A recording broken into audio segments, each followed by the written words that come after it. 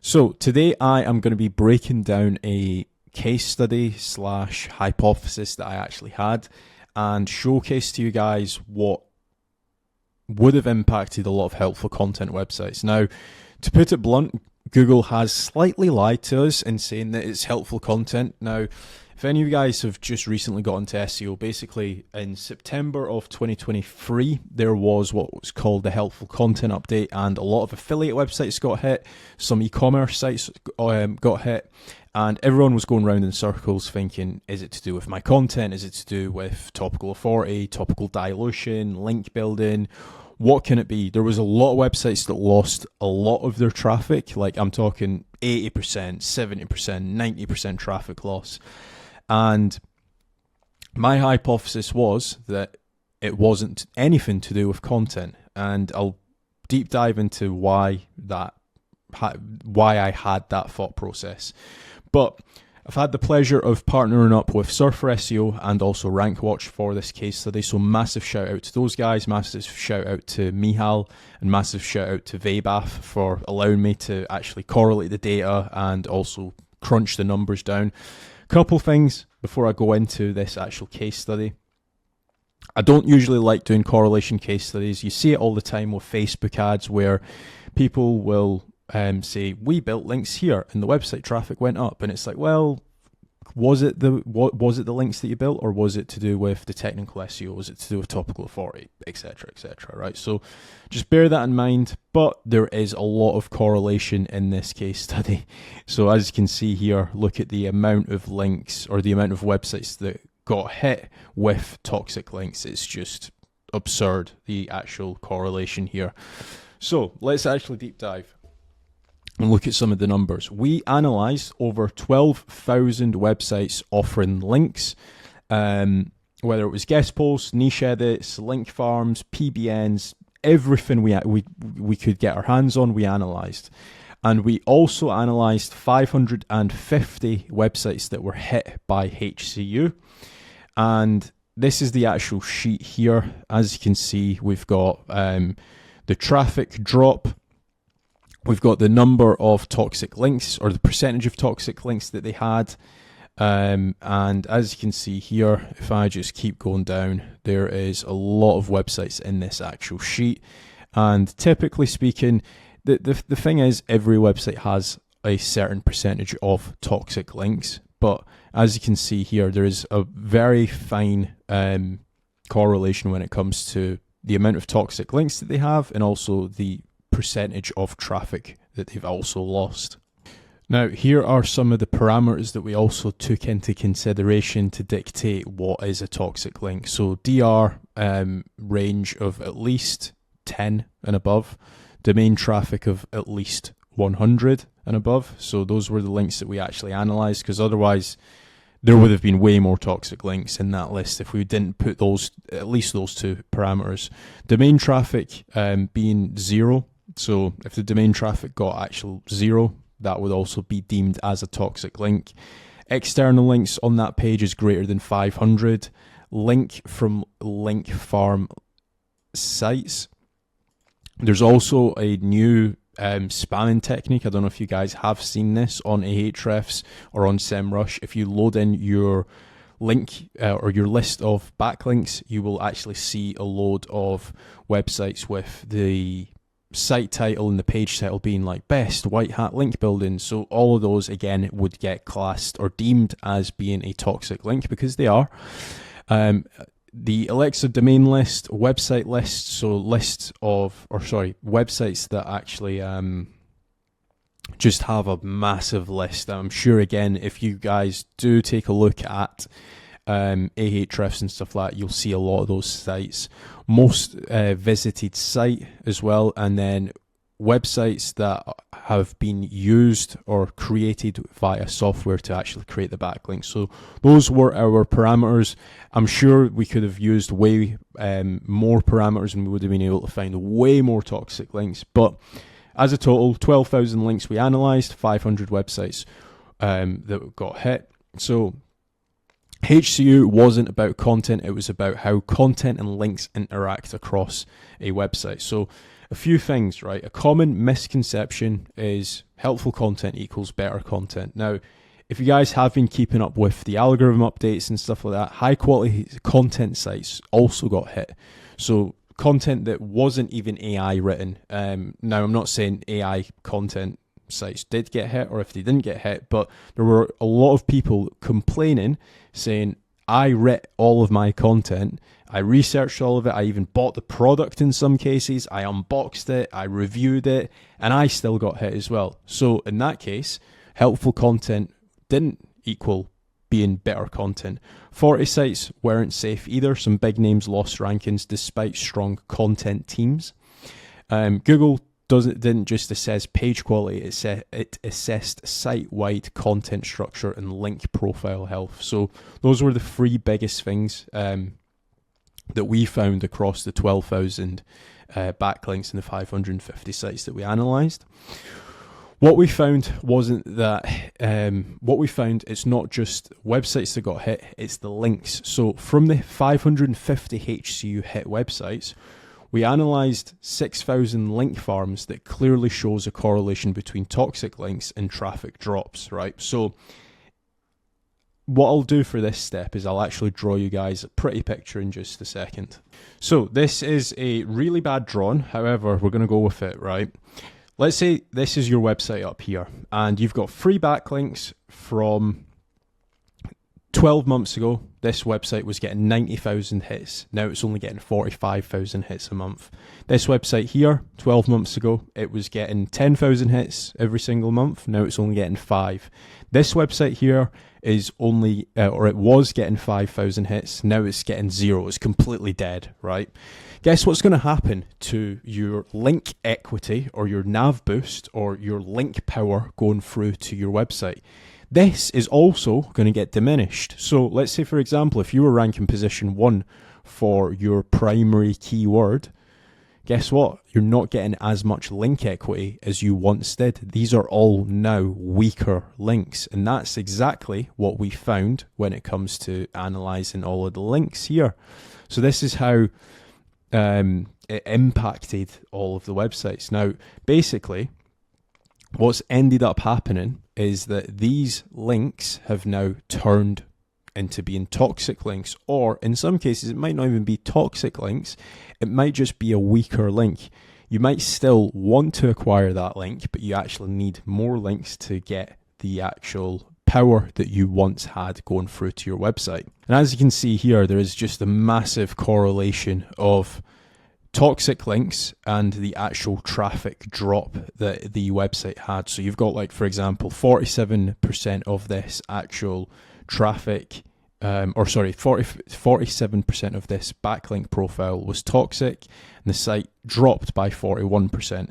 Then you've got 76% toxic links, 64% traffic drop, 33% toxic links, 28% traffic drop, 75% toxic links, 68% traffic drop. So this is just like a few of the websites, but we can keep going on and on. So a few things to take into consideration, especially if you're going to be looking to acquire links and stuff like that.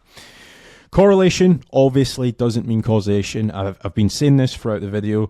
The data suggests that Google is aggressively devaluing these low quality backlinks, and sites relying on them are experiencing significant ranking losses. Again, I highly recommend going and testing this. But we also done a little bit of a deep dive. So here are a few sites that we analyzed. This is just a handful. So this is 3 websites. And as you can see here, right, you tell me if this is a good thing pointing through to your website, right? This at one point had a whole load of traffic. So as you can see here, 2020, it had, it was ranking for 2,500 keywords. And as you can see here, Google's basically wiped that website. If we take a look at another website here, ventsmagazine.com. So the first website was iTechify. Again, DR68, by the way, right? It's meant to be a good website if you're only looking at DR, right? This, again, DR78 website. And if we take a look at the organic traffic, as you can see, it has started to slowly die off. Now, to be fair, this is one of the better ones because it's only recently started to die off. But again, think of this, right? If you had a link on this website all the way back here, right, where the traffic value was 10,000 and it was ranking for a whole load of keywords, and now that website's almost dead in the actual water. Again, let's take a look at this website here, Reverie. And if we take a look, DR40 website, and again, completely dead in the absolute water. As you can see here, at one point it did have 6,600 hits coming through to it, and now it's getting 0. Every single one of these websites, by the way, did have a reasonable DR. Like this one's DR40.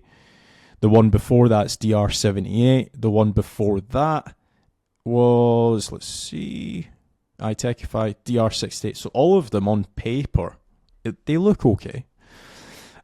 So these sites still have a strong DR on paper, but in reality, their links are useless. So again, I've said this so many times up on stage. I've said this so many times to people when they ask me about link building. Just because a site has a high DR doesn't mean it links will help your rankings. So just remember that.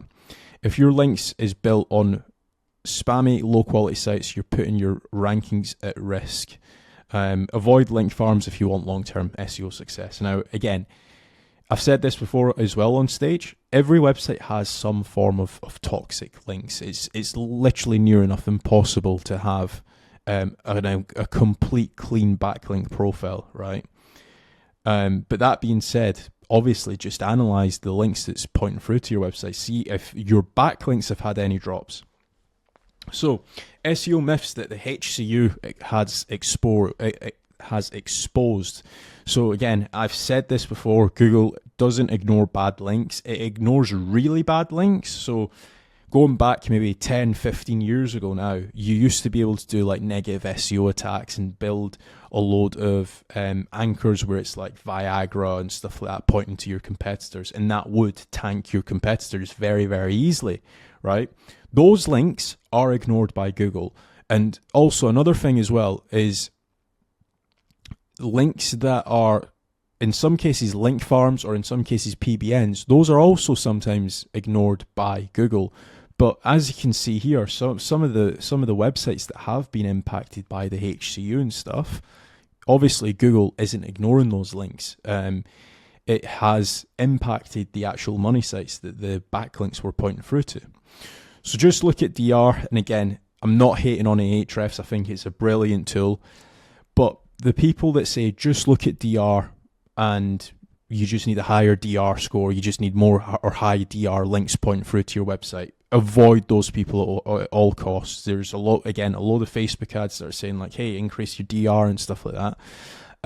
Just be very wary when it comes to stuff like that, because it can definitely be faked. As you can see here, iTechify, right?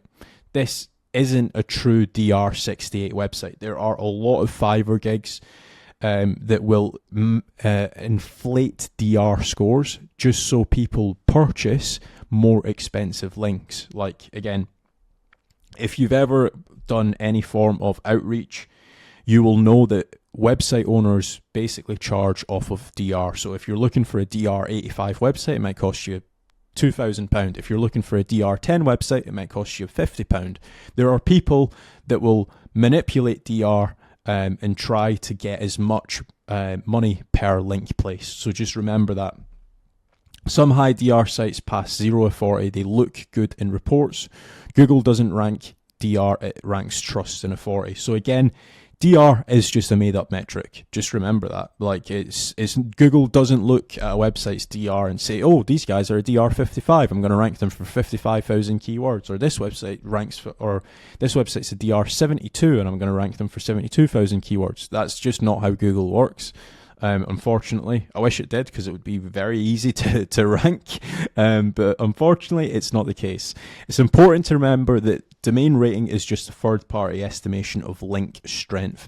Many websites inflate their DR using Fiverr gigs or other black hat tactics. making them appear authoritative on paper while offering little to no real SEO value. If you're buying links based on DR alone, you're wasting money. And I still stand by that. I said this 3 years ago, still stand by it. High traffic equals stronger links. Also BS. People assume a site with high traffic equals stronger backlinks. Not true. Many high traffic sites manipulate search volume to fake their authority. A keyword might show 10,000 searches a month, but Google's own data shows 0 clicks. Sites with fake or bot traffic pass 0 ranking value. So this is a newer technique. Now, manipulating DR, a lot of people can do it. It's very accessible. Manipulating search volume traffic in SEMrush and also Ahrefs, you're still able to do it.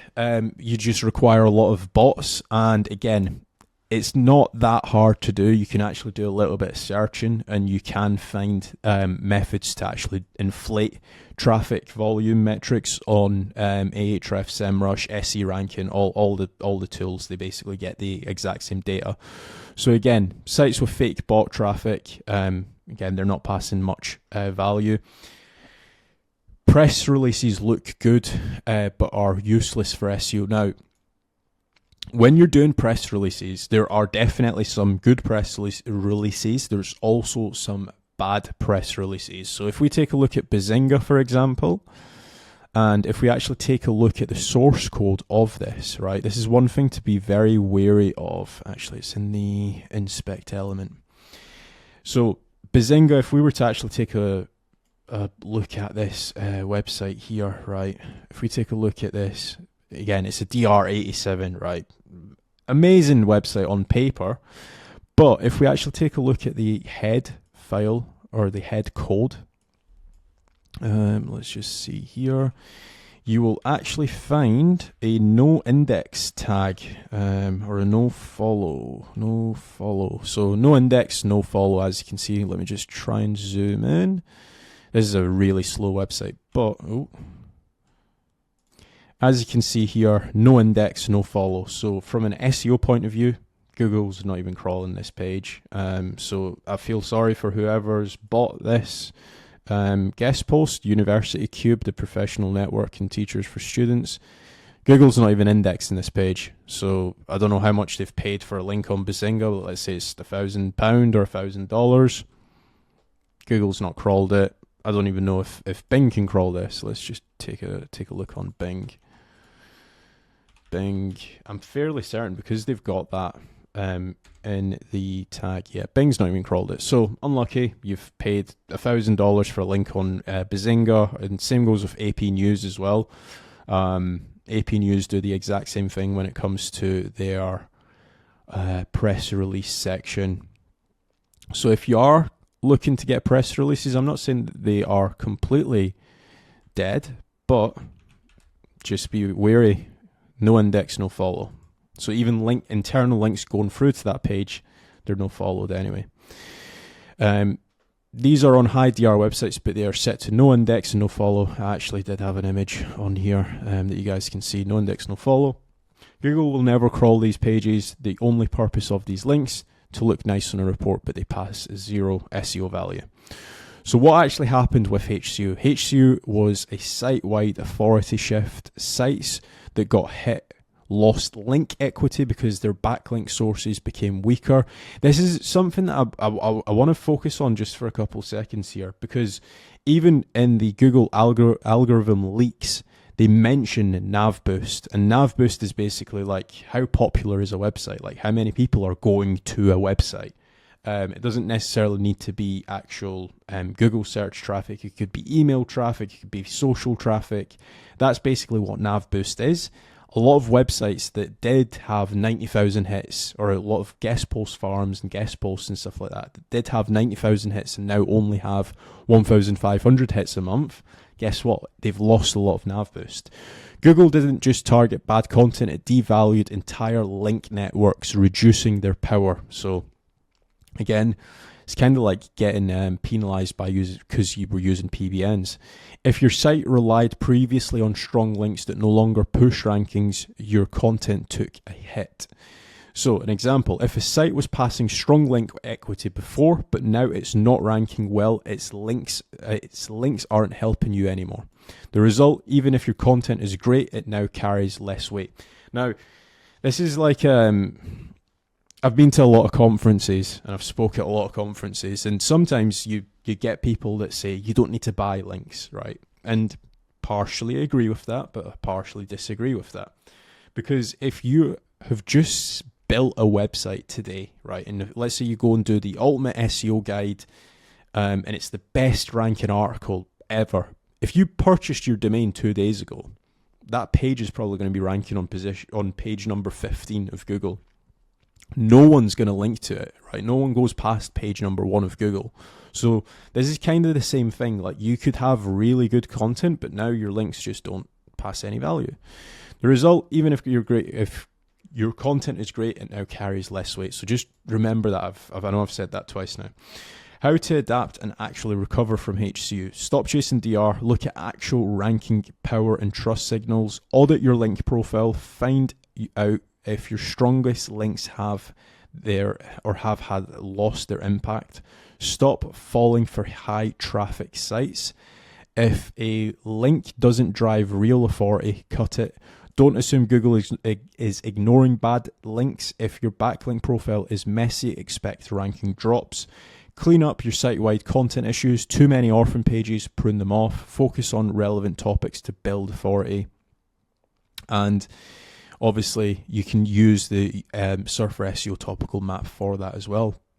Final thoughts as well. So HCU wasn't just a content update, it was an authority update. If your content is solid but your rankings drop, check your site-wide structure and links. If your best links aren't passing value anymore, your ranking power is lower. Google wants trust and authority, not just good content in isolation. If you're looking at the big picture, you're playing in the wrong game.